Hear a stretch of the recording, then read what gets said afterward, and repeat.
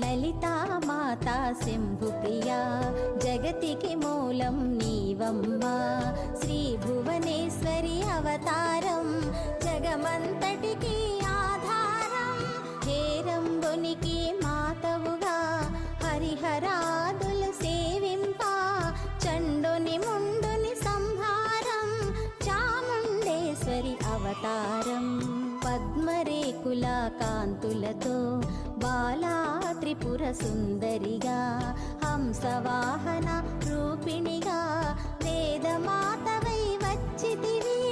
శ్వేత వస్త్రము ధరించి అక్షరమాలను పట్టుకొని